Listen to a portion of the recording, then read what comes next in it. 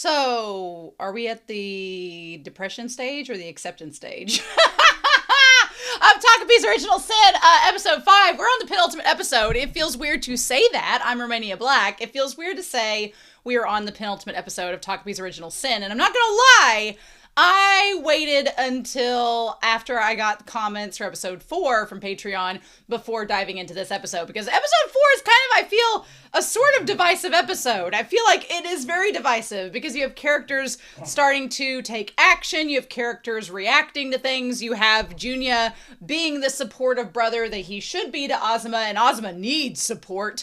But also, I feel like there's some controversy with that episode, which is interesting, and I want to kind of talk through some of the comments with that to kind of go back through, because I've had about a week and a half since recording that episode to let it marinate and let it sit. But yeah, it feels weird that we only have one more episode after this. Now, before we get started in these comments, I'm going to say I had some expectations at this stage of the series that I haven't seen, which are really interesting. So, for example, I've been expecting more out of TAKOPI, and I know we still have 2 full episodes, which means there's lots of opportunities for TAKOPI to, poke the stick, do something, these last 2 episodes, but I have really felt as if going into this that we would get more of TAKOPI acting and reacting, but really the last 2 episodes have been a lot about Azuma as kind of a main character, which is not bad. I like it. I'm just very surprised we haven't got more of TAKOPI interacting in this, right? And then the whole adult thing, we'll talk more about that with the comments. But yeah, are we at the depression stage or the acceptance stage? We're not at the acceptance stage of our 5 stages of grief at all. I feel like we're in the midst of the depression stage, but I feel like Azuma getting Junya as a support is a very positive step for that character. And now I feel like we're going to focus more on Shizuka in this episode, which we need to, because she's been pretty inactive the last couple of weeks. So Mia Mikala 040 8785 for episode 2 says, I found this episode interesting because I feel like the ending of it leans into that dark wish fulfillment that sometimes extremely bullied kids would get, that they wish their bully would just go away. I also like that Shizuka switched to extreme happiness, because I feel like she doesn't really get that complex ethics of murder and just thinks her problems are solved now and she can get Chappie back. She just has the mindset of a traumatized child. I have some complications with that, because on the one hand, I completely agree with it. On the other hand, I don't know if that logic with Shizuka's character suggests that kids aren't smart enough to understand the ethics of murder. I would argue, oh, they are. Oh, they very much are. And I don't know if that kind of dumbs down Shizuka's character for the sake of the plot, whereas we all, or many of us as audience members, maybe you don't know, but I feel, having worked with kids, having professionally been around kids, having been a kid myself, you understand. You understand from an early age the ethics of it. Maybe not all kids do, but I feel like they are capable of understanding it. So I don't know how I feel about that, but I think it is very true of this series, what's going on with Shizuka's character. So I'm glad that it's brought up. Ogami7661, your comment for episode 2 really was just like, they said, I've seen so many reactors literally cheering for the murder of an abused 9-year-old in this episode, and it was very disturbing. Like laughing and cheering and going, F yeah, when it happened. Yikes. And all I could think of was, what's wrong with these people? Yes, Marina is a terrible person and a bully, but it's because she is trapped in a similar cycle of abuse. Who, in their right mind, cheers for the death of a 9-year-old? Well, I feel basic media literacy is really going extinct, and everything is only black and white for a lot of people. That's not to say there were not reactors who reacted with shock and empathy and understood how messed up this all is, but still, it took me by surprise. Yeah, and I feel like with the last episode, with episode 4, I was conflicted throughout most of it because I was trying not to be black and white, and I feel like a lot of commenters and a lot of reactors, again, media literacy, it's important, y'all. Cannot stress how important it is, but they view things in just like, it is this or it is this. And the answer is no, it is not. It is a lot more complex than just black or white. There is a lot of gray area, and I try to speak from the depth of a writer. I get the characters, I get the themes, I get the symbolism. This series is very, very blatant with all of that. It's very blatant. But I feel like from a writer standpoint and from a teacher standpoint, I'm trying to give some nuances and some complexities to that. And I appreciate everybody's perspective and feedback, especially about Junya. We're going to talk about him because I had some very strong emotions when first watching that episode and discussing it. And now that I've gone back through and kind of like sat with it for a week, I'm like, okay, I have some readjustments with that. But yeah, people that just straight up cheered Marina's murder, I'm like, ooh, we need some media literacy because there's some things you're missing if you just automatically cheer. And I understand why in some respects we talked about in episode 2, but yeah. I just, your comment made me go, yep, that sounds about right. HBanana7 for episode 3 says, Junya's voice actor is Usaka Ryota, who does Sawamura Eijun from Ace of the Diamond. And I'm like, yay! Honestly, Ryota, as a voice actor, he has been in Haikyuu, he's been in Ace of the Diamond, he's been in Bungo Stray Dogs, he's been in a lot of series. He is like one of those chameleon voice actors that I cannot peg. I cannot typecast him. Like, you know, Miyano Mamoru, you hear that voice, you know the character. Suda, you hear the voice, you know the character. Ryota is one of those characters, he can kind of alter his voice and you don't really recognize him immediately. And then you're like, oh yeah, it's him. So, because he plays like a plethora of different characters. So that's awesome. I love that. Chills on Mars for episode 3 says, it is no coincidence that Shizuka encouraged Azuma to steal the ring. I thought this was interesting. Many viewers think her idea of taking the ring that would make Junya quit his job was childish and exaggerated. But in reality, now, again, this is the commenter's perspective. We don't know this as fact, so let's keep that in mind. Shizuka got this idea from Marina. Taking away what someone treasures most is the cruelest way to make them suffer. I'm a little torn on this because on the one hand, suggesting that Shizuka consciously made that decision kind of contradicts her not understanding the ethics of murder. Are we treating Shizuka as a character that is smart enough to understand the manipulation that Marina was? Marina was smart and manipulative. Let's not get that twisted. But to suggest that Shizuka is consciously making a decision like Marina, I disagree with that. I don't think that she is consciously doing it. What I do agree with the commenter is that Marina's mother taught her to vent her pain through blame and violence towards the weak. Marina taught Shizuka revenge by stealing what others value most, and now Shizuka is passing that same lesson on to Azuma, which luckily Azuma had Junya to kind of break that cycle.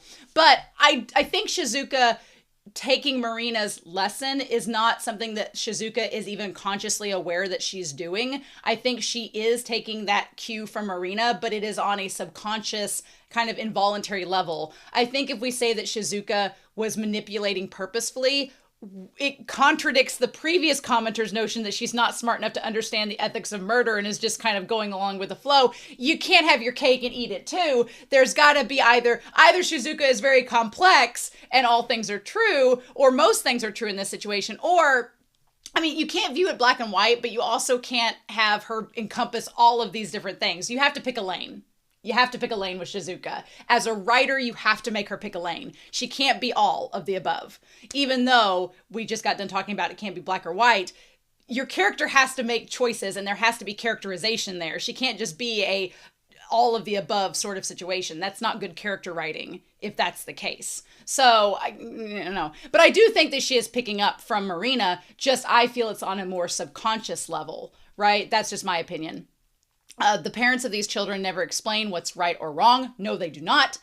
They just let the kids face their things on their own, the same way the kids treat Takapi. No one ever guides him properly. They just let him guess, experience, and learn through pain. How sad. I totally agree with Chills on Mars with that, because that's kind of my thing is I've been waiting for Takapi to be more active and proactive in the series, and they're still kind of just like an observer. They tried to be active when they tried to tell back in episode 3, you know, Azuma and them being like, hey, or episode 4 rather, at the beginning of the episode, they were like, hey, we should probably do something about, you know, this whole situation, and then they just kind of got shoved aside. So, which is funny, Takapi's getting treated, it's not funny, Takapi's getting treated the same way the children are in these series by the children, which is, again, talking about that cycle of violence, that generational kind of cycle of abuse. So let's get into some of these episode 4 comments.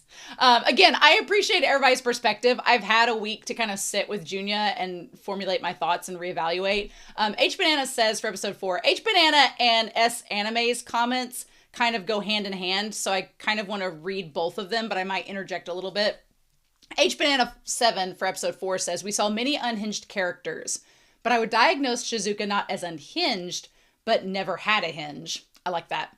It was the adult's role to create that hinge. Now, I want to be clear on this because this is going to come back in a further comment down the road. That concept of it's the adult's role to create the hinge. I want you to keep that in mind because that's going to come back. I can't forgive Shizuka for using Ozma this episode. She only cares about her situation and Chappie.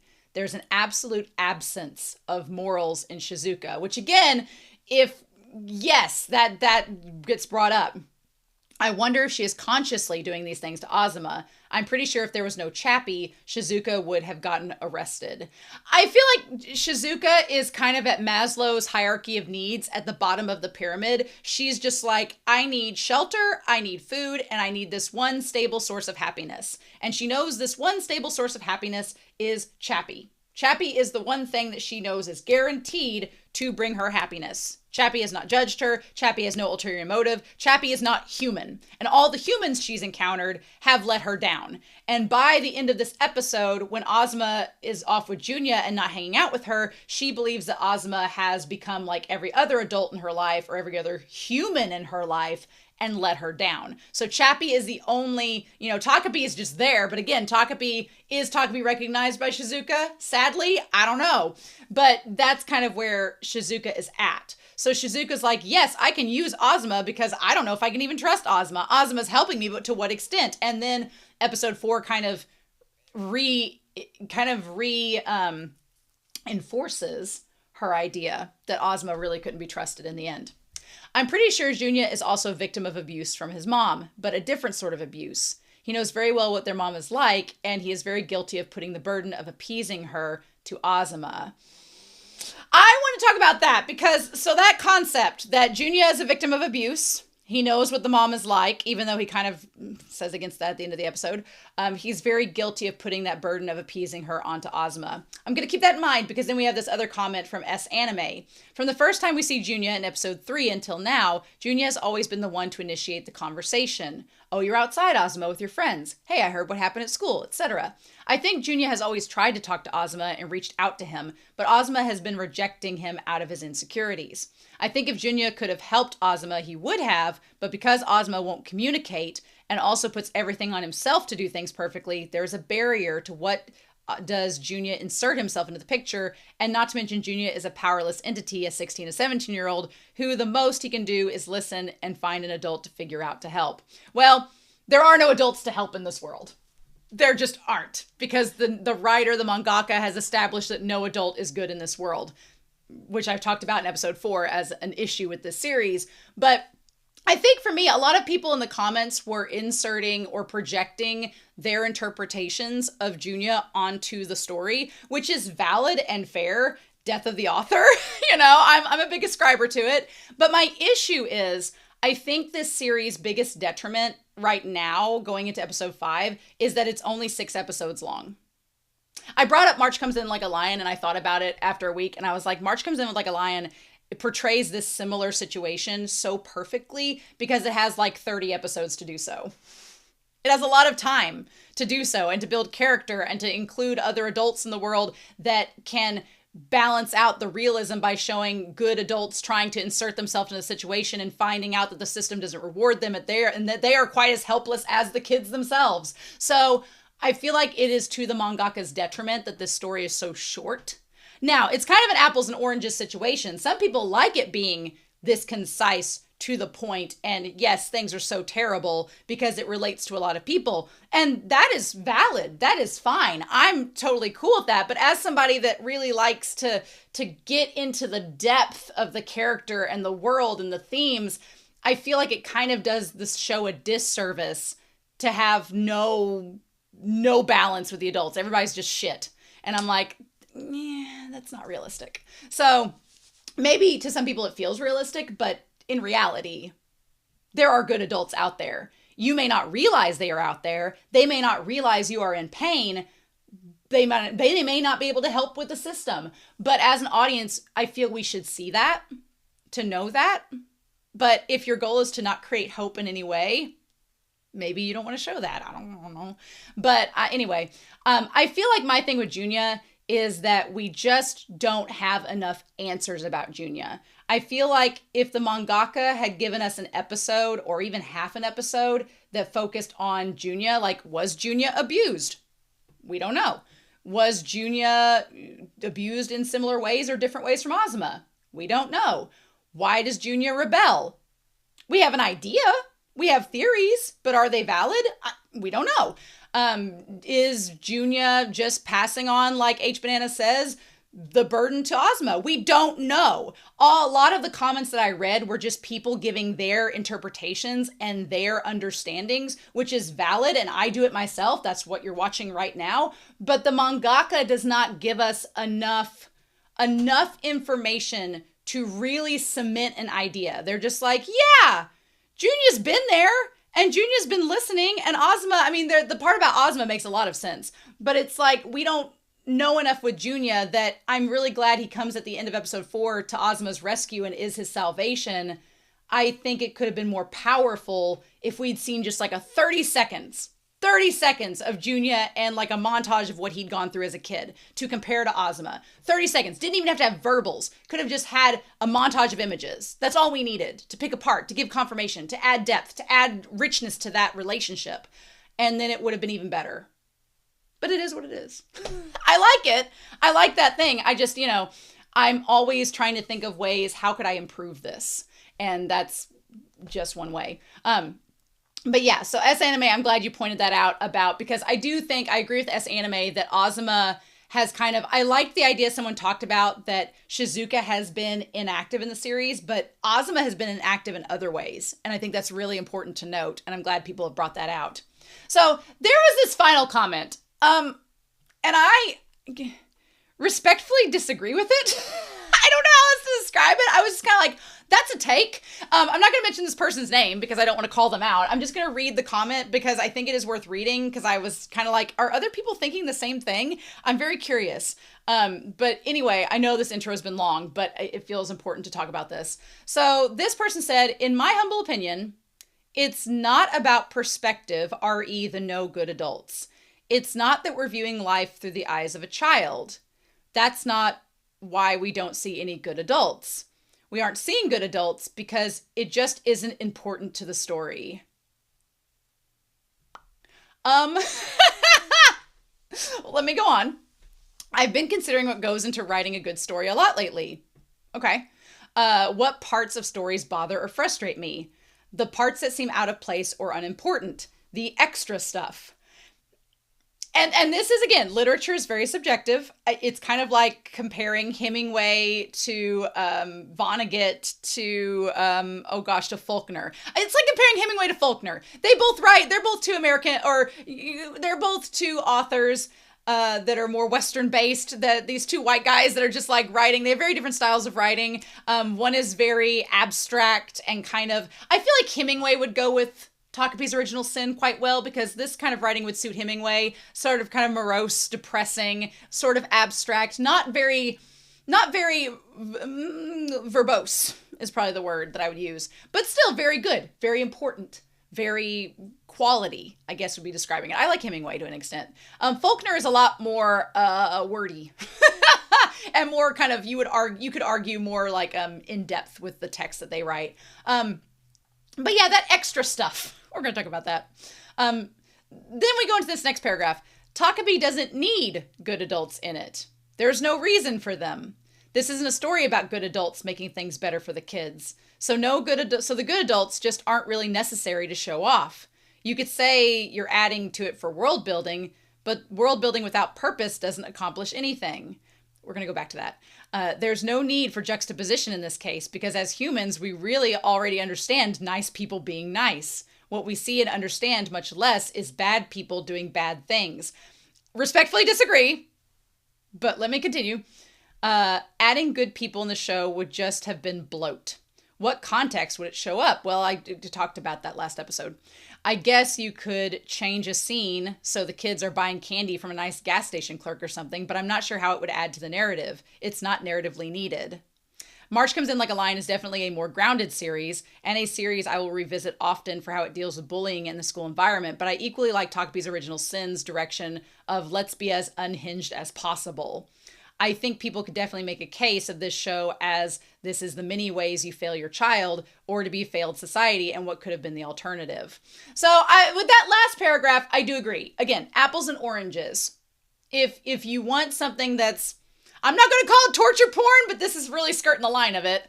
If you want something that's just all of the negativity, trauma dumping the anime, here you are. Yes. And that's, some people like that. Good for you. I like this series a lot to extent. Right now it's like a 9 out of 10 for me. Is it the best series on earth? No. But I do like this series a lot, and I find it very important. I find it flawed, but I find it very relevant. And I think what this series reminds me of in some respects as that idea that this person says, making a case study for the many ways you fail your children or to be a failed society and what could be the alternative. It reminded me a lot of Attack on Titan, because Attack on Titan deals with that same concept. Attack on Titan is one of my favorite series, and it deals with that same concept of how you fail your children, how you fail generations, how you fail as a society, and what could have been the alternative. The difference is with Attack on Titan, it is a very long series that focuses on what those alternatives are. And here are the alternatives. Here's how they are difficult. And here is why people don't choose those alternatives. This series has no intention of exploring those alternatives. It has no intention, or it's not trying to say, well, here's what could be, but this is what it is instead. It doesn't care about that. Like this person says, there are no good adults. There's no one trying. And I think that was a little, it wasn't condescending to say that. I'm not saying there needs to be a candy shop man, but there needs to be a constant presence in the kid's life that's trying to do well. That's why I said in the last episode, it could be a janitor. It could be somebody working at the school that's not in a position of authority. That's why I said janitor. My father was a janitor at a school. He got to see a lot of kids be disadvantaged and be shucked through the system and feel and have a lot of hardships. But because he was a janitor, there was nothing he could do. He could try to be a presence in their life and be a positive influence, but there was only so much he could do. And because he was a janitor, he did not have the authority of a teacher or a school board member or a superintendent or a principal to make that impact that needed to happen. That's what I'm talking about. And to say that TAKOPI doesn't need good adults in it, going back to that comment earlier that said the adults are shaping the children's actions. The adults are critical to this story. The children are acting because of what they have seen from the adults in their life. And because there are no positive influences, the kids have no positivity towards the future. They have no positivity towards their actions. They are only basing it off the bad people that are around them. And luckily for Azuma, he has Junya that he can go off of. That gives him some ray of light in this terrible situation. But I would humbly disagree in this take. I do not agree with it at all. I feel like the entire story is theming itself around adults. And I could go on to it for days, but we have an episode to get to, and I've talked for nearly 25 minutes. So I appreciate the perspectives. I do. The English teacher in me loves the dialogue. I love the discussion. I just, I have opinions as well. So, but anyway, that's all we got to talk about that. We need to get to this episode, don't we? Oh boy. Anyway, they have this ridiculous opening that says this program contains depictions of suicidal behavior that may be upsetting to some viewers. If you or someone you know needs help, visit crisishelpresources.com.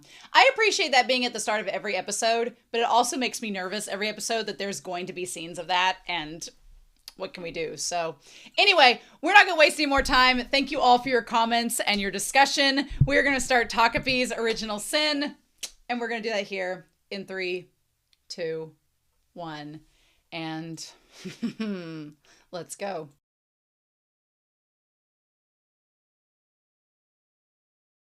So, what do you all think Romania's reaction is going to be to this episode? What a bizarre episode. What a bizarre episode. I had thoughts about where I thought this series was going and what it was planning on doing, and we only have one episode left, and I'm very intrigued. I'm very curious. Curious is probably the more apt word of how we're going to resolve all of this. There are a few gaps in the timeline there's like a few moments that I'm like, how do we get from here to here? And that's why Whiteboard Kun is with us. And because we get some insight into Takapi remembering some kind of important things, and some jumps there. But Marina is a character that I've really come to recognize and like in this series. And that is to the show's testament that she is a character that at first I was like, I don't like her at all. I think she's a bitch. I hate her. And then by this episode, I'm like, wow, I kind of actually am rooting for her character in a way. And then the show's like, forget that idea. Forget that idea of rooting for her.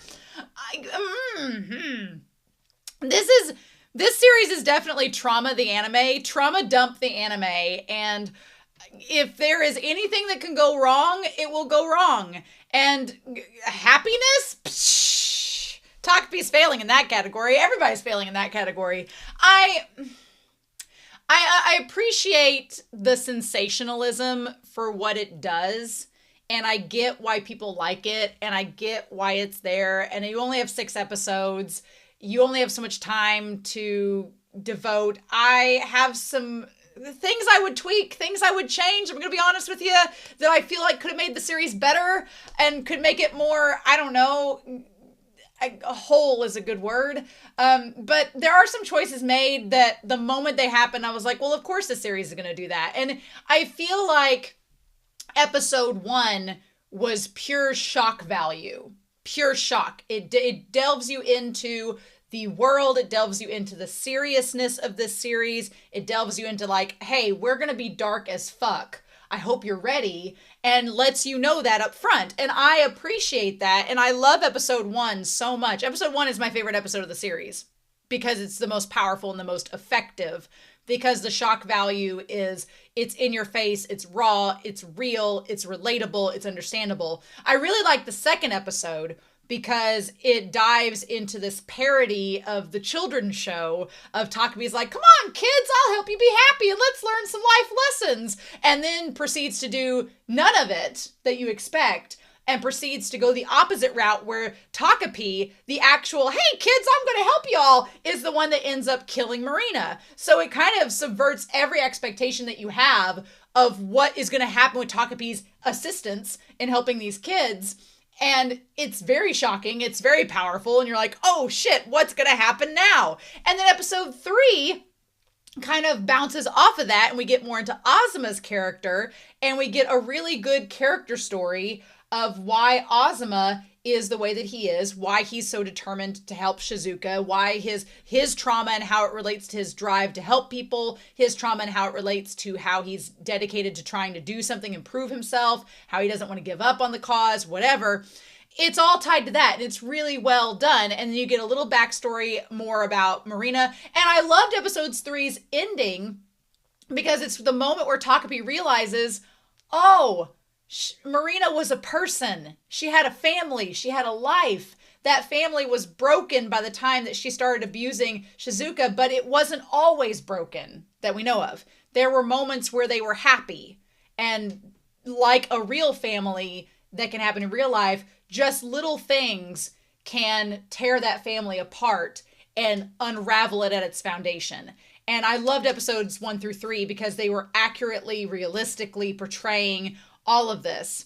Episode 4, as we talked last week, kind of starts to be like, okay, we get it. Things are bad. What are we going to do with that? And episode 4's answer up until Junya comes in to be Azuma's salvation is, oh, we're just going to make it worse. We're just going to make it worse. And to me, because I've watched so much on this channel and because I've seen so much, I'm like, the sensationalism starts to kind of wear a little thin. It starts to wear out its welcome. It's like, okay, we've had 3 episodes of very sensational, violent, dark things happening. Is there going to be any reprieve from that? Any balance? Any kind of like, kind of foil to that? And the answer is no. We're just going to get darker and darker and darker. And it's like, okay, well, what's gonna add to that? What's gonna add to the palette? And in this episode, there were 2 moments where you could have done something very nuanced, very deep, very adding to the layers of the characterization, adding to the layers of the problem. And the series and the mangaka makes an active choice to say, no, we're just going to do the darkest thing you can think of. And it's like, okay.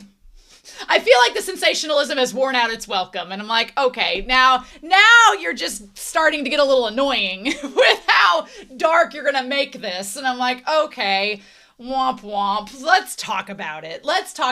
Because I feel like there's a lot going on. And I say womp womp, but I was just really disappointed in those two moments because I was like, oh, we have all this that we could do. And as a writer and as a teacher of writing, I'm like, look at all these options you have. And you choose the safe, dark, traumatizing route. And it's safe. It's a safe choice. And I'm like, come on, mangaka, you're better than that. Give us some nuance. Give us some depth. Let's go. And they chose to take the convenient way out. And I'm like, I'm going to hold you to a higher standard, mangaka, because I think you're better than that. But let's get into it. So we have in one timeline, in timeline A, this is where things will get confusing. We have Takapi. We have Takapi meeting Shizuka. We need to back this up and go through it. We have Takapi meeting Shizuka. We find out that Marina bullies her. Marina bullies her because of what has happened with her mom and dad's situation, which we're going to talk about in this situation in a minute, with the dad being with Shizuka's mom, right? With Shizuka's mom. We've got that whole situation. And so because this all comes back around and causes her to suffer abuse, she passes that abuse on to Shizuka. There is a confrontation between Marina. I mean, all the stuff in episode 2 just goes on and on and on, right? Episode 2, all the different, like, the repeat of timelines, everything, whatever. But the idea is that there's a confrontation, and what happens is that Shizuka tries to kill herself. She tries to commit suicide. And in the first timeline, she is able to because of Takapi's gadget. The rope that she gave her allowed her to successfully hang herself. We find out in the alternate timeline we're about to write that the rope broke. She wasn't able to commit suicide. We're going to talk about that. But she does that. So Takapi feels sad. Takapi cannot go back to the clock because they've lost access to it. So we're going to talk about that. So they feel bad. So they go back. So they travel back in time. They travel back. And then we get what we're going to do as timeline 2. Okay. Which is currently where we're at. I'm going to use green for that. So we get timeline B. And that is a repeat of everything up to the confrontation. And in that confrontation, now I know there's a lot more to this, but to save us space on Whiteboard Kunin, to save us time, we're just going to say we get to the point where Marina dies. So we get to where Takapi kills Marina. Kills Marina to save Shizuka. Then from there, Azuma helps cover up. Ozma helps to cover up what happens.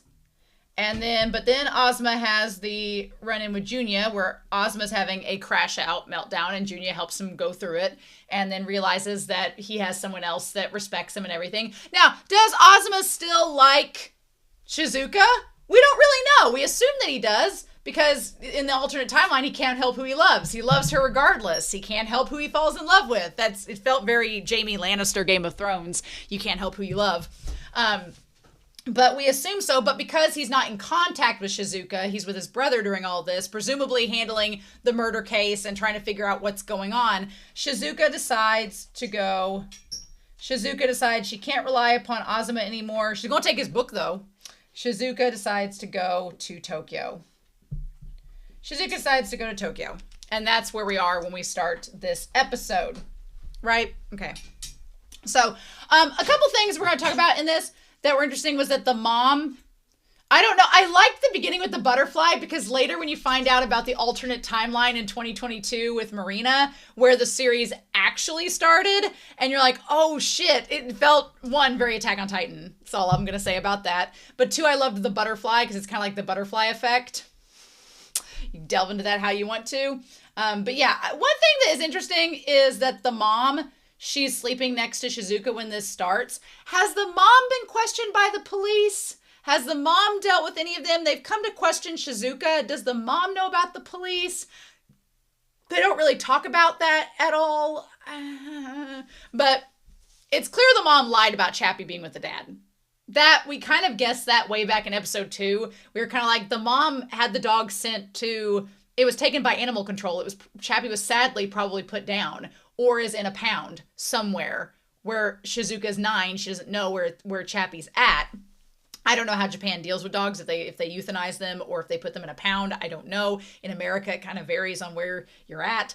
But from the moment episode 2, when she's like, oh, it's with your dad, I'm like, I don't think so. That mom seems to have nothing to do with the father. And the father seemed to have left Shizuka when she was very young. So the fact that he has a family that's not Shizuka is not surprising to me. We'll talk about it in a minute. Don't you worry. But it's not surprising he has another family.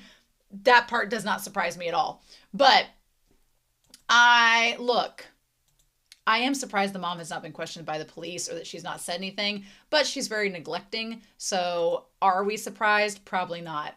Now, the moment that we started out on this journey to go to Tokyo, and Shizuka was the happiest she's ever been in her life, and we skipped the OP, and it's just like, I felt like I was watching A Place Further Than the Universe at the start of this opening because of like all the things. I was like, this feels very Place Further Than the Universe. Great series. Go watch it. It's wonderful.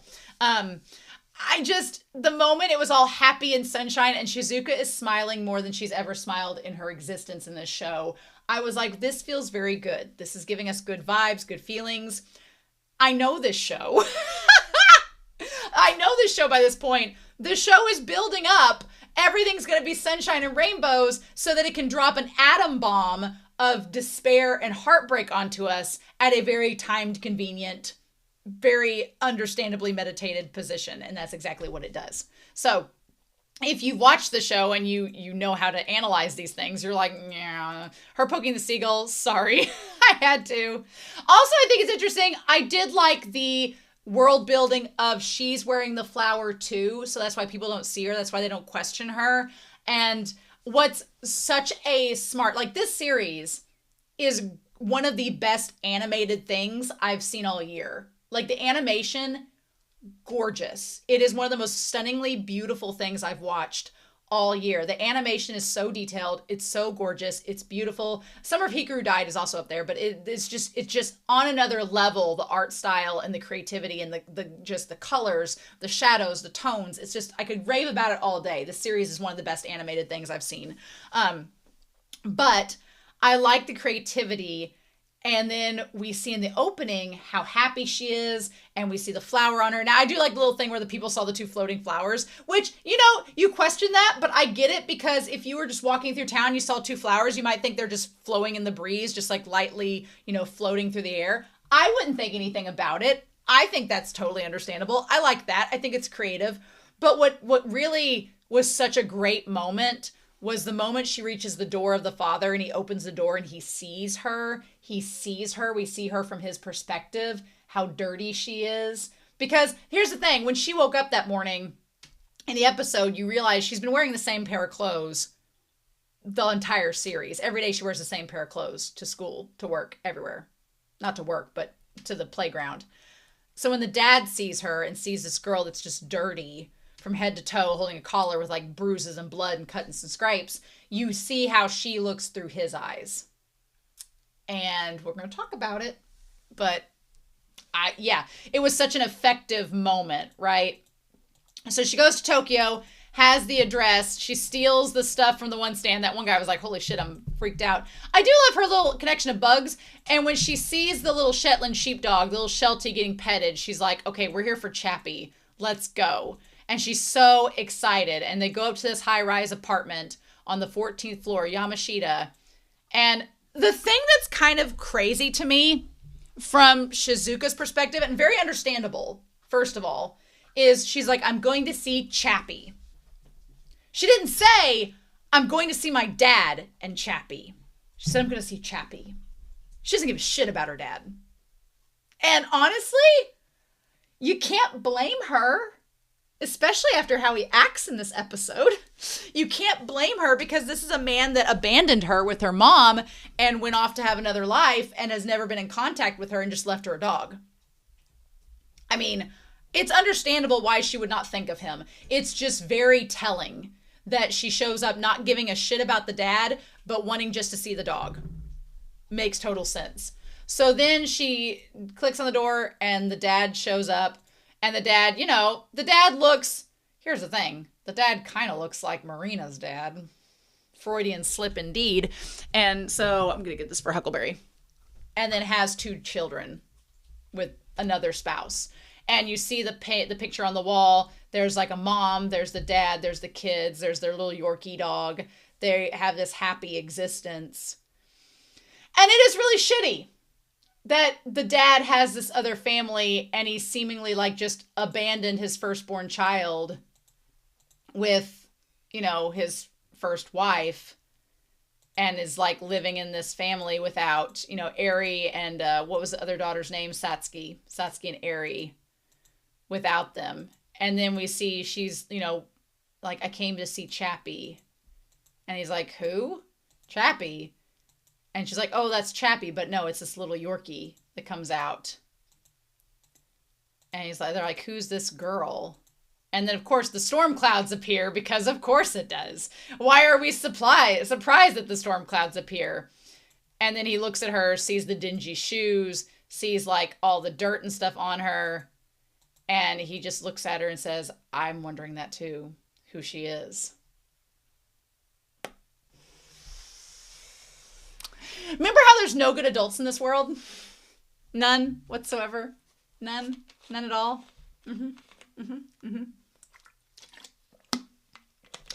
So here's she gets to the dad.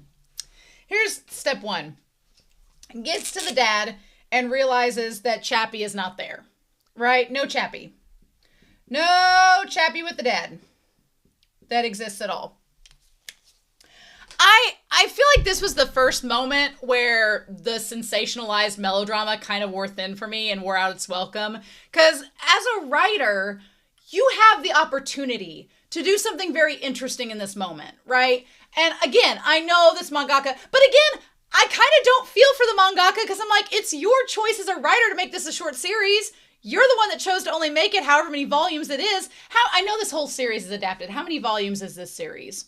TAKOPI'S Original Sin. How many volumes is it? Is it 1 volume or 2? It feels like it's just like 1 volume or 2. Feels like it is. I'm going to look real quick. 2 volumes. Okay. Was published December 2021 to March 2022. That makes sense of the 2022 reference. We'll get to that. So yeah, it's the mangaka's choice. They made 2 volumes. They could have wrote more. I'm kind of holding the mangaka accountable to this because you had an opportunity for the dad to let the girl in to be what we need. We need a balanced adult role model in this series. This would have been the perfect opportunity. You could have had the dad be like, come on in, Shizuka. Your mom's not, his wife's not home. She's at work. Maybe she's the breadwinner. He's a stay-at-home dad. Let's go with that. Which would kind of make sense with the line of work the mom is in, as in they couldn't really afford things and he ran away. It would have kind of gone with that characterization. So let's say we just imagine this scenario. He says, come on in. And the kids are like, why is she dirty? Why is all this? And Shizuka is kind of, in shock. And she's sitting in this nice house, this nice apartment that's furnished, comparing it to her, house back home. And she sees this Yorkie instead of Chappie. She's distraught. She's upset. And you could have had this moment where she asks, like, where's Chappie? And the dad could have said, well, I don't know who you're talking about. And she explains the dog. And he could reveal, well, the Chappie's never come here. And you could have had this moment where maybe the dad tried to connect to his daughter and been like, how's your mother? What's going on? I'm sorry I haven't talked to you. Like, I don't know. I have kids now. And you could have had Shizuka question him, like, why did you leave? Like, what is this family? Do you know how bad things have been? But the thing about that is, that may not have worked out because the mangaka has not built Shizuka up as a character to have the understanding to ask those questions. But the reality is, a kid in Shizuka's situation probably would ask those questions. And if the dad let her in and had this opportunity that still could have led to the point where Shizuka leaves and ends up with Takapi in the alleyway. You still could have gotten that because she could have been mad and been like, well, I was told that Chappie was here. And so there is, in this situation, there's no onus put on the mom lying, because the mom did lie. The mom lied, saying that, well, it was probably sent to your dad. She lied, flat out, because she's a piece of shit, just like everybody else in this series. It's an adult. And so that could have been a moment for Shizuka to have become mad and had this emotional breakdown of, well, my mom lied to me, my dad has this new family and all this. And it would have still been melodramatic, but not so over the top that, again, I don't want to say it's cartoonish, because a lot of people go through these exact same scenarios. It's just like this series has combined all of everyone's trauma and just put it into one storyline with no hope. With no hope. And maybe that's what people want to read. That's not escapism to me. That's not, I don't find that fulfilling. But I'm older and I've had to come to terms with my trauma through other means. So I don't know. I don't think it's helpful for people to come to terms with their trauma, to just see the worst case scenario played out before them. But maybe we have one more episode left. But I just feel like it was such a missed opportunity to create more layers of the situation than to just, it's a very 2D surface level moment where it's like, of course the dad has another family. Of course Chappie's not there. Of course he's going to say, I don't know this girl, because of everything else leading up to it. It was all very predictable in that moment that I was like, oh, of course we're going to do that. And it led afterwards. So that was the one moment, one of two, that I felt like, oh, we could have had something else. Also, she's wearing the flower in her hair. I guess that's for Takapi. Is Takapi beside her in that moment? Yeah. But Takapi's on her shoulder, so she's wearing the flowers. So what does that have to do with anything? Anyway, so then we get to this part where she's like, maybe the kids ate Chappie. How you eat cicadas off the ground, don't you think, Takapi? And Takapi tries to tell her otherwise, but she's not listening. She's almost treating it like a rhetorical question. And then again, Shizuka is contemplating murdering these children. For the record, Shizuka is contemplating murdering her half-siblings. Again, not beating the psychopath allegations. She is contemplating that she wants to kill her half-siblings to see if Chappie's there. Which the reality is, I think Shizuka knows that Chappie's wasn't ate by them. She's just angry and wants to throw her aggression out at these kids. Again, showing some behavior, as the one commenter said, that has been learned from Marina.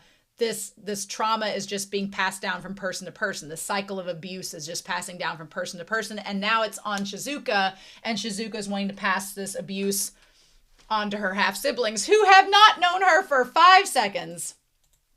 And Takabi tries to say something, but again, Shizuka's like, well, just give me a gadget that can capture people and check the insides of their stomachs. And Takabi's like, I don't have that. I like the rainbow with the cow and the seagulls behind them on the mural.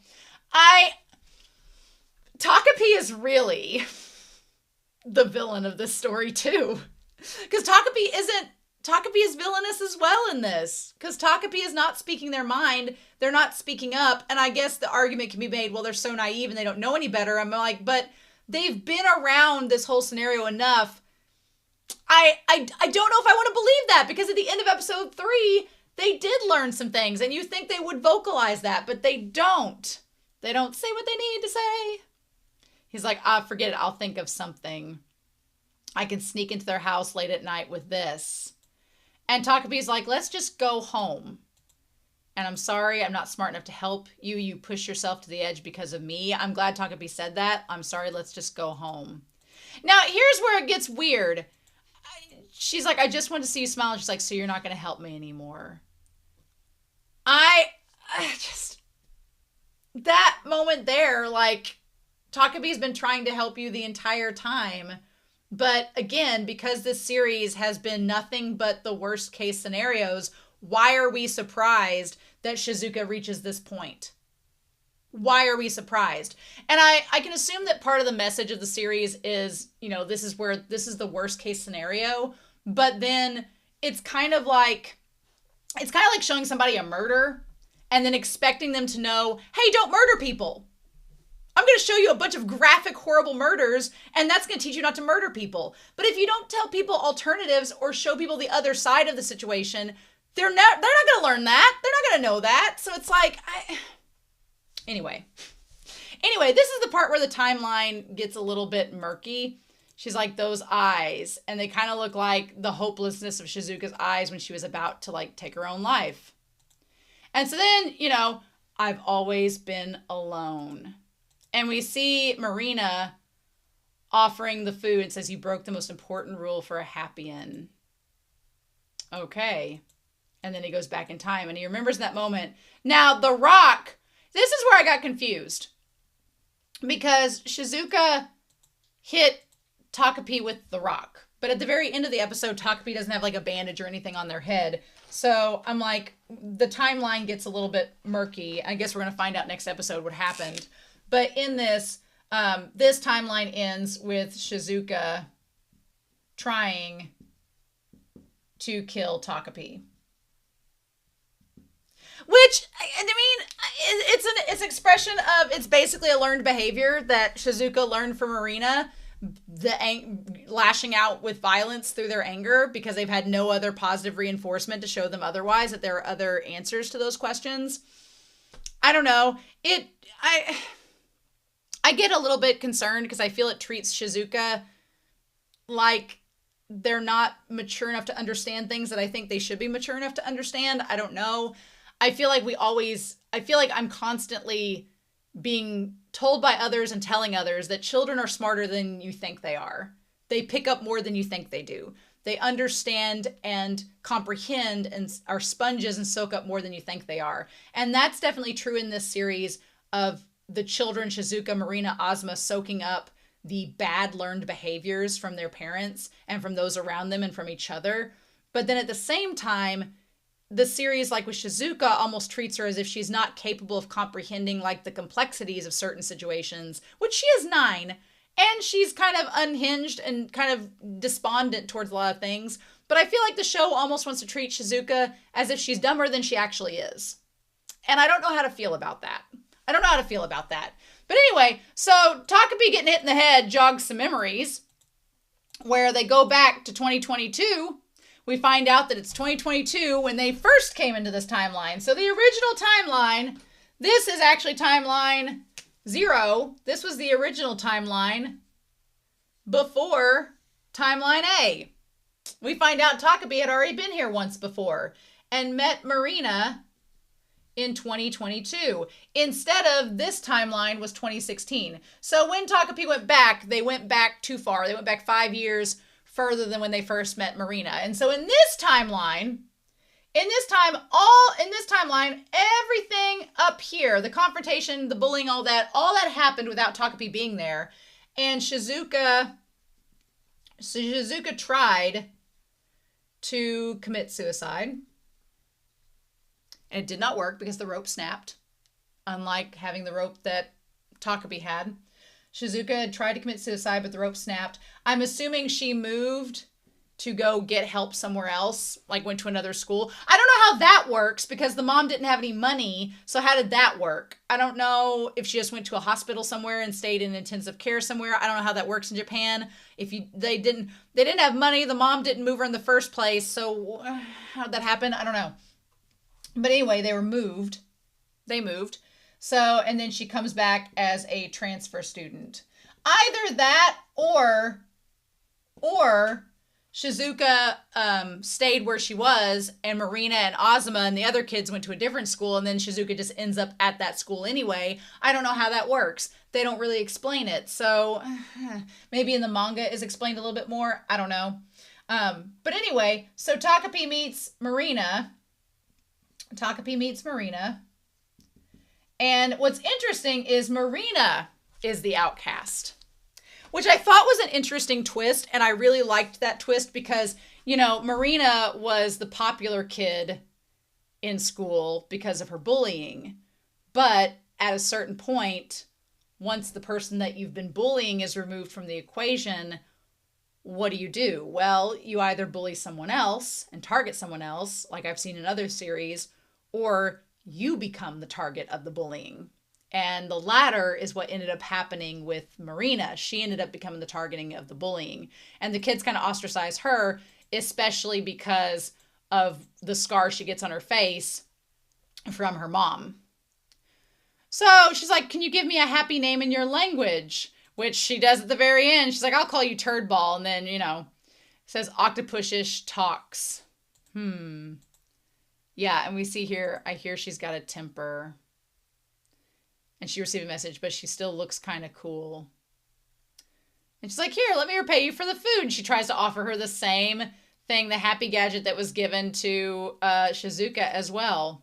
I think what's interesting is that this is when Marina's 14 in this scenario. Marina is 14 years old and tolerates Takapi and walks around with them and then goes back to her home.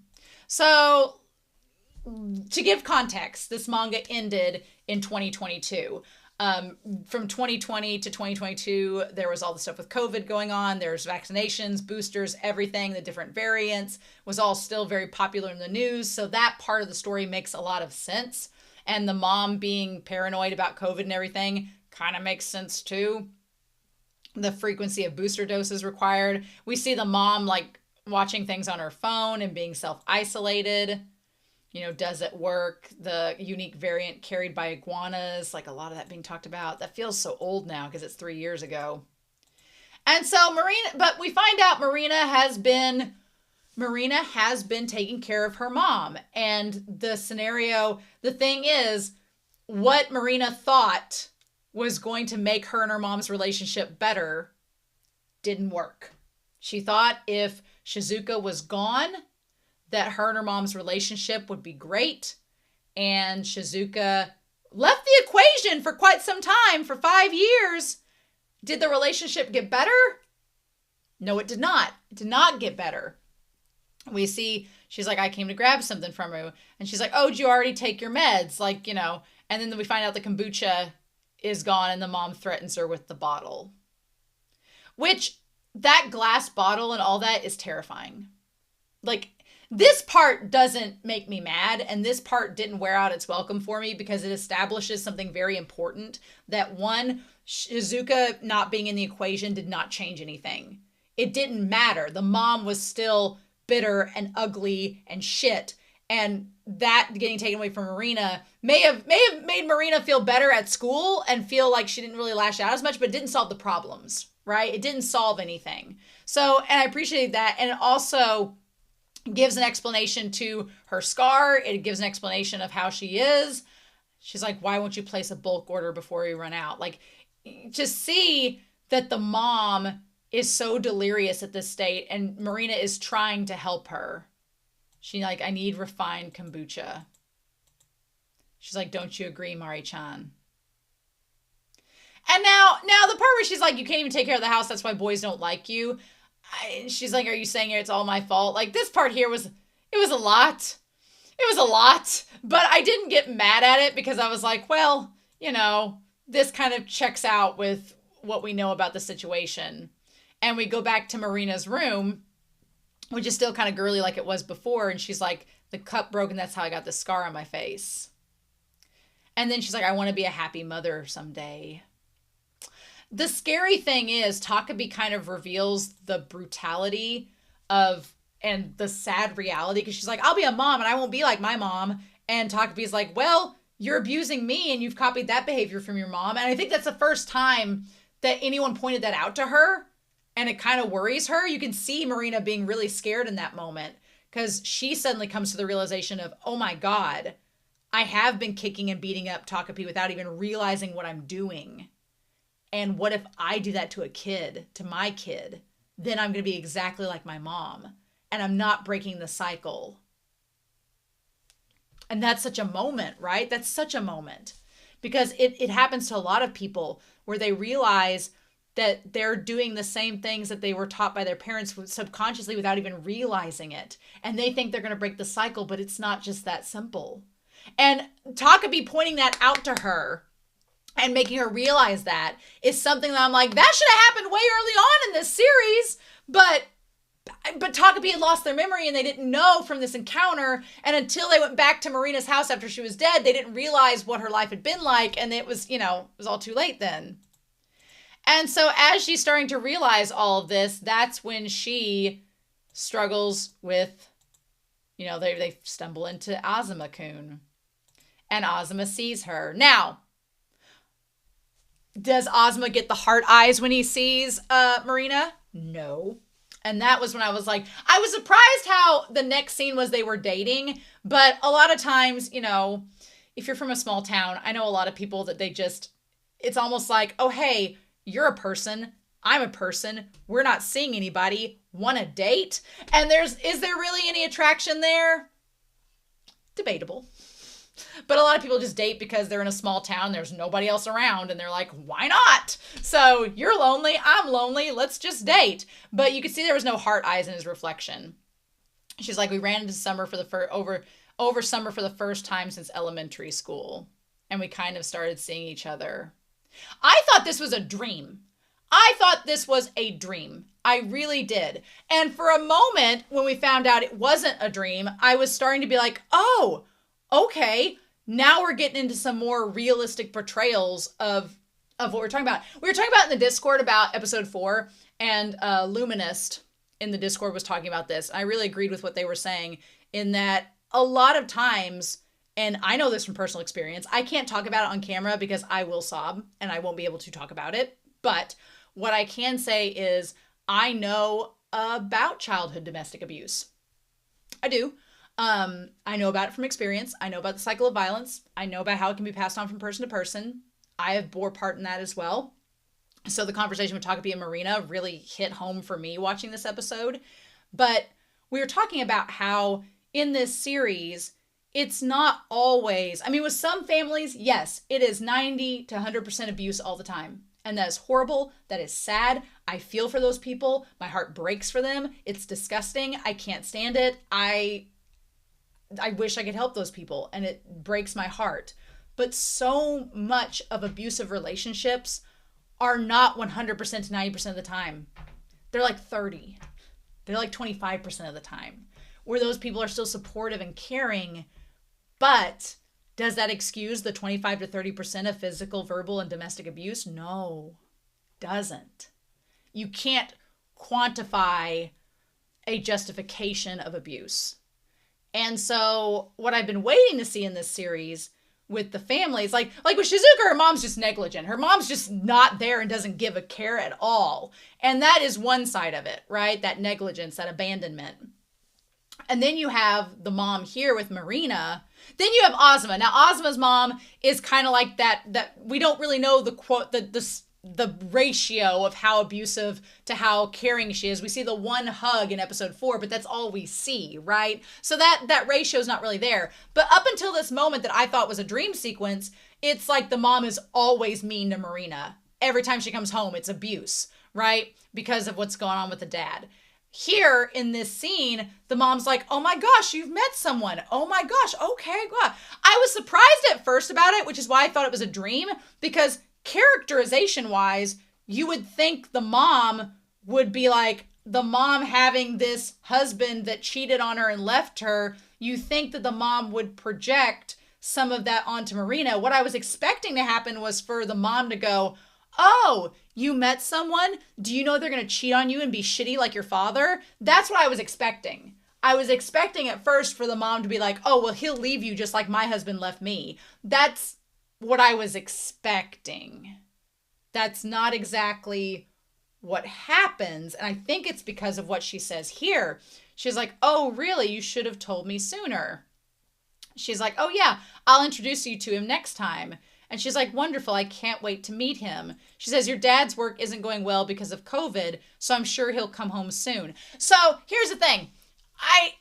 That makes a difference with this, and I think it's why what I thought was going to happen didn't happen. Because one, Shizuka trying to commit suicide possibly was why it could have affected where they went. And so that may have affected, the mom might have had to do something with Shizuka because of all that happened with that scenario. So it could have made it to where she didn't hang out with, she wasn't an escort service for Marina's dad anymore. So that could have made it to where the dad didn't see her as much anymore. But then it's like the mom and him still have a terrible relationship. So did that even matter? Did it even matter if that's the case? But then you have the fact that we find out that Marina's dad is off at work and is stuck there because of quarantines with COVID. And she's like, I'm sure he'll come home soon. So the dad's not really even part of this. And the mom's still messed up. So this isn't the second part that I was like, it outwore its welcome. That's coming. But I do get a little confused with the mangaka because the mangaka up until this episode, up until episode 4, in episodes 1 through 3, Marina's dad was an absolute piece of garbage that is really the cause of a lot of the tension and strife with his wife, Marina's mom, and the trajectory of all of this trauma starting. And then in episode 4, they are not in the episode at all. And I was kind of bummed in episode 4 because I wanted to see the mom and the dad's reaction to Marina being killed. I wanted to see that, to be like, how does that affect their relationship? How do they reflect on their actions causing Marina's death? Doesn't seem to be the case. So I'm like, okay, we're not shown that. So when we get to this scene, it's like, okay, so in this timeline, Marina's dad cheating on the mom was the source of the mom abusing Marina, which was the source of Marina abusing Shizuka and vice versa. And then in this timeline, the mom is still the way that she is. So we assume that the dad was still cheating on her with Shizuka's mom and that caused this. But now the mom is still messed up, even though the dad's not seeing Shizuka's mom anymore. He's just gone at work. What? So I don't know if it almost feels like it's excusing the dad from any responsibility in all of this. And I'm like, no, he quite is responsible for many of this. Why is he given a pass of stuck at work because of COVID? Like, where's he in all of this? Didn't like that. She's like, but I'm sure he'll come home soon. And when he does, we should all go out for dinner. And so then she gets this thing from dad saying, Marina, I need you to talk to her. Okay, she needs to stop avoiding the divorce mediation. I've reached my limit. I just want to move on and start a new life. She needs to realize I deserve a chance to rebuild. Okay, what? Nope, nope, nope, nope, nope, nope, nope. Nope, nope, nope. I like that his email is at octobank.co.jp. Octopus. Okay, no. Mangaka, what we doing? What we doing, mangaka? What we doing? That email in itself is trying to victim blame the mom and pin this all on her, that she is the crazy, she is the stereotypical crazy woman that just went crazy and has gone off the deep end and nothing can help her. Like, what is this, Hamlet? Like, what is she, Ophelia? Like, what? I don't like that at all. Because that's the dad avoiding all responsibility and passing it off to Marina and the mom. Why isn't he taking any responsibility? He's like, I just want to move on and start a new life. Bitch, you were the one that cheated on her. What? She needs to realize I deserve a chance to rebuild my life. Bitch, you cheated on her. You don't deserve shit. No, nuh-uh. Death till you part for sickness and in health? No. You don't get that luxury if you cheat on someone. I'm sorry. You do the mediation and the divorce before, and you take care of that, and then you go see someone else. That is not fair to her. I hate that. I hate that. Why would the mangaka do that? Why put that in there? No. And she's like, and so then they have the part about Ozma being in line to take over the clinic. And the thing is, Marina doesn't judge Ozma for not taking over the clinic. And Ozma doesn't judge her for her scar. So it works out really well. I like that. You can tell, though, with Ozma's face, he's like, yeah, my brother's taking over the clinic. He's like, let's not go there. And she's like, it's been a while since I've had a nice chat with my mom. She's ignoring the dad's email, which also sending all that through an email instead of calling and talking to your daughter in person, you know. But I wonder if he has a sweet tooth. Apparently he's into pancakes. Maybe I should make some for him next time. So she talks about the scar and everything. And she says, I went through a lot when I was young. Dad left us and mom became a different person. So she talks about his work and COVID and everything, but maybe he did just leave. I don't know. I didn't have any close friends. I was always by myself, which is interesting because she had a lot of friends in this timeline. A lot of friends, supposedly, in this timeline. But in this one, she said she didn't have a lot of friends, which is an interesting perspective from a bully standpoint of what you consider friends or not. It's interesting. But also, I'm kind of pissed the dad is not having any responsibility in this. I'm like, but why not? Why wouldn't you? So then there's like the aquarium that they talk about and the Hokkaido and the octopus. I wouldn't have bumped into Naokun if it wasn't for you. And she said, so things aren't so bad these days, which is exactly what Shizuka told TAKOPI, which it's like repeating, rinse and repeat. You had TAKOPI come up to make them happy and they start to get happy, but then things go to hell in a handbasket. And so the two of them, they're like, did you hear about the new transfer student? She's really pretty and she's actually from around here. And she goes to grab his hand to hold it. And they say, I heard she went through a real rough patch several years back now. She tried to kill herself. And that's when we see her with her short hair and it gets Azuma's attention.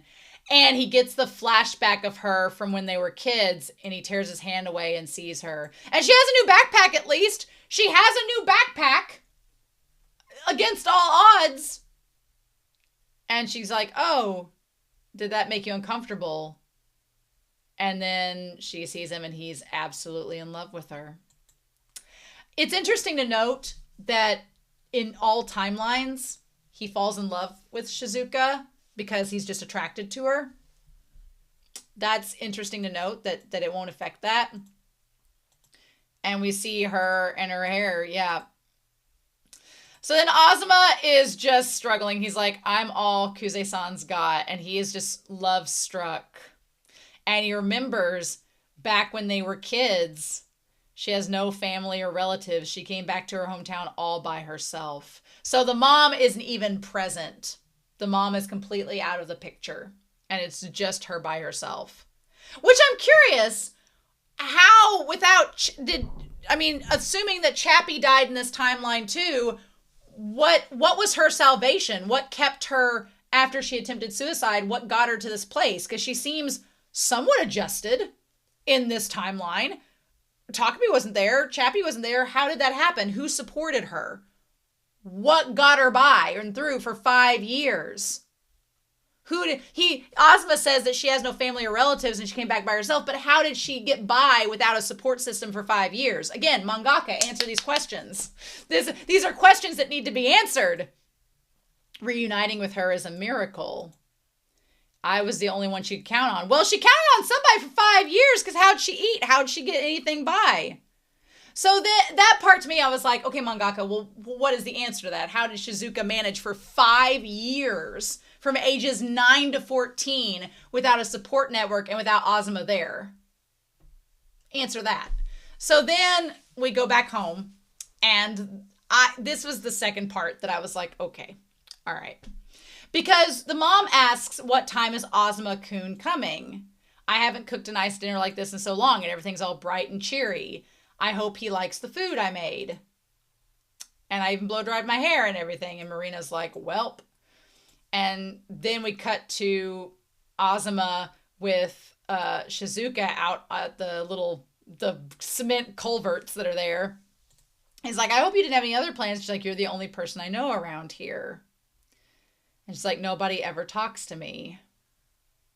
And he's like, oh, well, come on. He's like, and then he says, like, you're very attractive. Mm-hmm. Yeah. Because he's in love with her. And, she's like, okay, to Shizuka's credit, she doesn't, I don't feel like there's any ulterior motive. She's just like, oh, well, that was nice of you to say. And she's like, I bet you had other stuff unlike me. And he's like, and he looks a little guilty for not going there. And then we get to her saying, Marina saying he couldn't come. Why so sudden? He's like, next time, what day should we schedule for next time? When's a good day for him? And she's like, Mari. And she says, oh, well, you see, I'm sorry. So this was the part that I was like, okay, I thought what the writer would do, what the mangaka would do, is in this moment, you have two women who, ironically, have had the two men they love or care about. I don't know, love's a strong word. I don't know if Marina loves Azuma, but she was in a relationship with him. And so you have two women who the men that they were in relationships with left for two women that are related to one another. Azuma leaves Marina for Shizuka. Marina's dad leaves Marina's mom for Shizuka's mom. So you have two situations that are very heavily connected, right? And obviously, from this timeline, because of everything that's happened in the past, you would assume that we would have the situation where the mom would be cognizant if Marina said, Azuma left me for Shizuka. Marina's mom would be like, oh my God, the daughter of that woman that your father left me for. And granted, that would be a tumultuous situation in itself.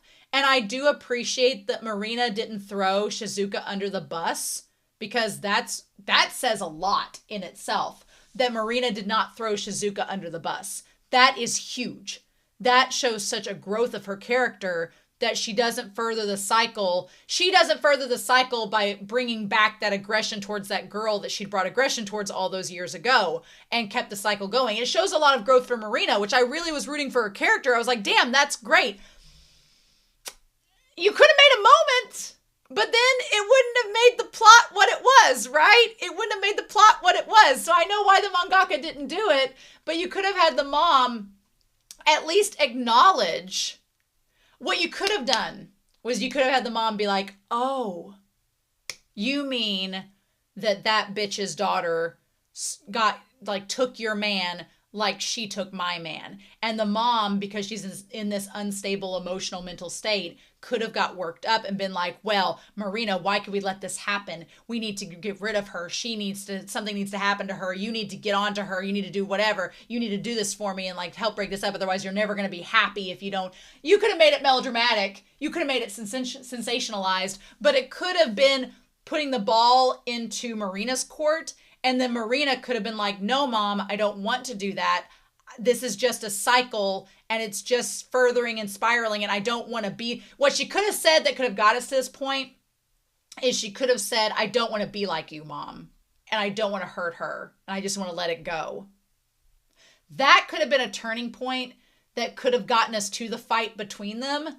That could have been the turning point that could have got to that fight between them. Still ended up in the same result to make the plot, whatever this plot is going towards. I don't know the last episode yet. But it would have added to Marina's character, and it would have acknowledged the connections that we, the audience, are seeing between these two moments. We could have done that, right? And so then Ozma's like, I bet that Marina's deeply hurt right now. I never follow through with things. Which is interesting, because you have this timeline where he was following through up until the conversation with him and Junya, right? I can't make things work like Junya can. So in this timeline, he theoretically didn't have the discussion with Junya because all this stuff with Shizuka didn't happen to cause him to have that discussion with Junya. So he still was just playing second fiddle and had just come to accept it, basically. Then we cut back to Marina's mom being like, what did you do? And placing the blame on her. And she's like, I won't know if you don't say anything. And then she reaches for the scar, and that's when the mom assumes it's because of the scar. And then she just calls her daughter damaged goods, and that felt a little cliche to me. I was like, oh, we're going that route. Okay. And she's like, that's why I did everything perfect today. And she just flies off the handle. And I just felt like the mom, she's like, now Kun likes someone else. So she does say that. And her hair falling out is crazy. And then, yeah, she has the hand on his. And she says, it's okay.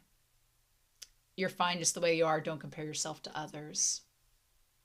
And to Shizuka's credit, she's like, I'm always watching you, Azuma-kun. I don't know. To Shizuka's credit, that's a nice thing to say. But then when it cuts to her, she seems so sinister. And I'm like, is she supposed to be nice? Are we supposed to think that she's like a seductress like, her mom? What are we supposed to think about her? Because her words are encouraging to Ozma that she likes him and that she accepts him, and that's supposed to be really sweet. But then we look at her, it looks sinister, and like she's this, harlot that's stolen Ozma from Marina, and Marina deserved him. And it's like, I don't exactly know what the mangaka wants us to believe about Shizuka at that point. I don't know. And then we have the light bulb. It's like, there you go again. Always, you're mocking me. Like, it gets out of control. It gets out of control. And I feel like there was a better way to get there than what happened, than the flying off the handle that we got. And then it comes back to Ozma being like, oh, Ozma's just talking to Shizuka, right? And it just escalates to her trying to stab Marina, and then Marina, in self-defense, stabs her mom in the neck instead. Or, well, here's the thing. Or she raises that up, and we have, Marina's boyfriend is coming. We have the 11th on there. And the mom is just, like, she raises up like she's going to slam down and stab Marina. Okay, and in that moment, Takapi looks over and sees her look back towards Takapi. Okay, sees Shizuka looking back. Interesting. Okay. And then Takapi comes back in and be like, oh, wow, gee golly willikers, what's happened? That was scary. What are you doing, Marina? And we see that she took the blade from the mom and stabbed her in the throat and killed her. Which is horrifying. This whole thing is horrifying. And then the worst part is, instead of Marina saying, coming to the realization that she needs to stop the cycle based on what her and Takapi talked about the mom and the child and everything, instead of that being a thing and a lesson learned and her in self-defense and all this being like, oh, I don't need to get to the point where my mom has gotten because of all this stuff. Instead, her realization is, I should have just killed Shizuka back when we were in 4th grade. And none of this would have happened. And I'm like, I don't think that's the lesson we're supposed to learn. I don't think that's the lesson we're supposed to learn, actually. I don't think that's it at all. I think that's actually really bad. And she's like, then my dad would have came back. I'm like, and it's understandable why she would get to this point.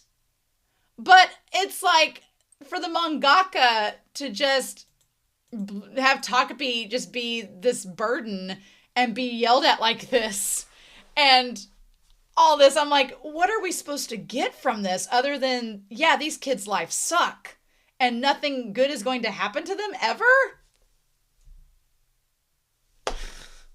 So then Takapi gets in the spaceship and is like, I'll go back and restart time and we'll kill Shizuka together. Which is horrifying. And then Marina, instead of waiting on Takapi, like, kills herself in this timeline, which just feels like, at that point, I was like, wow, that the moment she raised the bottle to stab herself in the neck, I was like, this is like bad horror movie sensationalism. I was like, oof, it wore out the welcome. Because I think there was such a smarter, more nuanced way of doing it. And you didn't even have to give her killing herself was way over the top. I was like, just have her stop and have the scene cut from her in the kitchen with all the blood and everything at her mom's body and have it stop there. Her stabbing herself in the neck with a bottle was like, really, mangaka? Really, show? We had to do that? Okay. Sure, Jan. I do like the animation style changing when Takapi goes back to their home planet and the little star fruits and the eggplants. And then we have this deity-like octopus tentacle around the big happy clock. And Takapi's like, I'm gonna go kill someone. And the mom octopus is like, oh, what have we done? I'm going to erase your memories and return you to the happy state of a newborn. We're going to start over. I feel like it's interesting because unlike, like the Christian gods, like, oh, you learned knowledge and now you're banished forever. This deity octopus is like, I'm going to erase your memories and start you over like a Digimon egg. And we're going to just make sure this doesn't happen again. It's a little bit different. So Takapi's like, I don't want to forget everything. I'm not going to let that happen. And Takapi, even the mom octopus, is like, why did you smack me? What the fudge was that? And Takapi, having learned that behavior on Earth, translates it up here. And then I like the one octopus that's like stripes. I like that one. And the ones look like little ice cream scoops. They're super cute. And they're like, but your memory is still like somewhat there. And Takapi, like, okay, so we get their name. Nuinukuf goes back.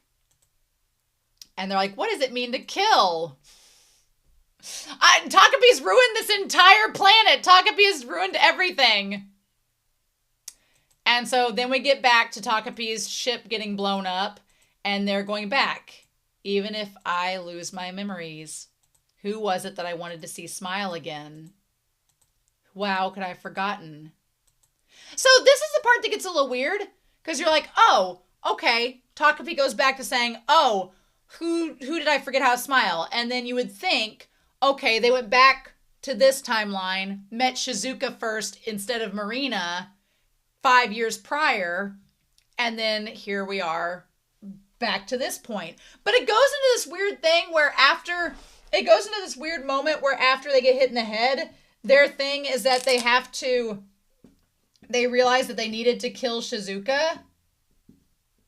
So is the killing Shizuka moment connected to this? Is Takapi going to kill Shizuka in this timeline when we get to episode 6? Because if it was something related to this timeline, then when Takapi got over here and met Shizuka, they would want to kill her, but they don't seem to even remember that. So was the kill Shizuka like what? They're like, I have to kill Shizuka. But then I must kill Shizuka, and they're back in the pipes. I have to end her life completely. I remember everything now. Because of Shizuka, Marina had to give up on her papa and Azuma. And lost her mother. I have to kill her. So then the thing is, did Shizuka hit Takapi over the head with the rock? I think I know what's going on. Did Shizuka hit Takapi with the rock and then went away? And Shizuka woke up, realized they need to kill Shizuka in this timeline for all of this to be okay in the future so that Marina and Azuma can end up together in the future and everything will be all right for them. So Shizuka is going back to where Shizuka ended up to kill her and make it to where the timeline will become what this timeline was, only better. That's terrifying. I don't know if that's a good message to give the kids. I don't know if that's a good message. And Shizuka is evil. But Marina did horrible things to her. What about all of that? I was the one that killed her. What about me? Where's my responsibility in this?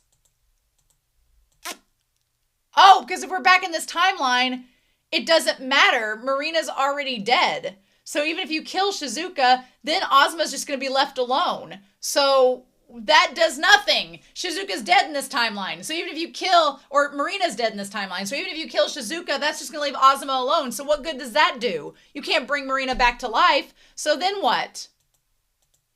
And you have no way to get back to your home planet. You've been exiled. And then he's like, that day, Shizuka shared bread with me. She was. And then we see Azuma. What are you doing here, stupid octopus? And, okay, he has the bag.